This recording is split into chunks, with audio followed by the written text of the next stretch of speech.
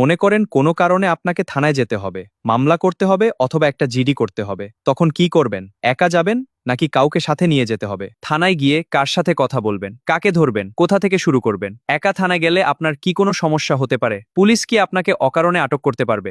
আবার জিডি আর মামলা কি একই জিনিস? কখন জিডি করবেন আর কখন এফআইআর করবেন? এই সব প্রশ্নের সহজ পরিষ্কার আইনভিত্তিক উত্তর নিয়েই আজকের এই ভিডিও। তাই বলছি, ভিডিওটা খুবই গুরুত্বপূর্ণ।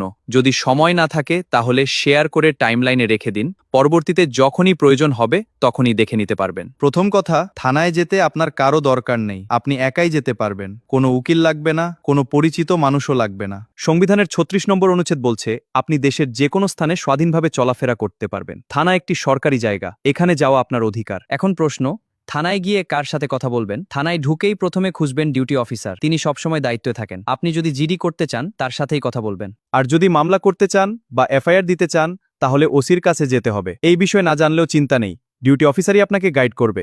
এখন আসি সবচেয়ে গুরুত্বপূর্ণ প্রশ্নে, থানায় একা গেলে হবে নাকি কাউকে সঙ্গে নিতে হবে?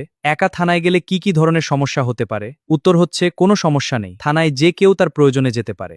এখন আসি, জিডি কি?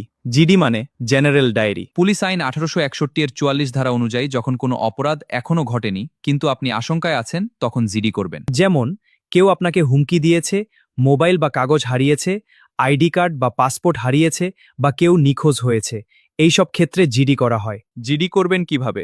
ঘটনাস্থলের থানায় গিয়ে ডিউটি অফিসারের সাথে কথা বলুন, ঘটনার বিস্তারিত বলুন। আপনি নিজে লিখতে পারেন, না পারলে পুলিশ লিখে দেবে, অথবা অনলাইনে আবেদন করতে হবে। জিডির 2টি কপি হয়, একটি থানায় থাকে আর একটি আপনাকে দেওয়া হয়। ওই কপিতে জিডি নম্বর থাকবে, কপিটি রেখে দিবেন, পরবর্তীতে কাজে লাগবে। আর একটা গুরুত্বপূর্ণ বিষয়, জিডি করতে কোনো টাকা লাগে না, পুরোপুরি ফ্রি। এখন আসি মামলা বা এফআইআরে। যখন অপরাধ ঘটে গেছে তখন মামলা করবেন, যেমন মারামারি, চুরি, ডাকাতি, ধর্ষণ, হত্যা চেষ্টা। এই ক্ষেত্রে সিআরপিসির 154 ধারা অনুযায়ী থানায় যে অভিযোগ দেওয়া হয় তাকে বলা হয় এজাহার বা এফআইআর।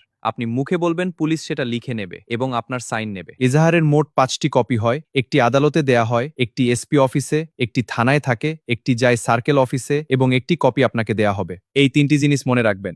ঘটনা ঘটার আশঙ্কা থাকলে জিডি, ঘটনা ঘটে গেলে মামলা বা এফআইআর, থানা মামলা না নিলে আদালত আছে। এগুলো আপনার আইনগত অধিকার। ভিডিওটা ভালো লাগলে শেয়ার করে রাখুন। আরও এমন গুরুত্বপূর্ণ আইনি তথ্য জানতে পেজটি ফলো করুন।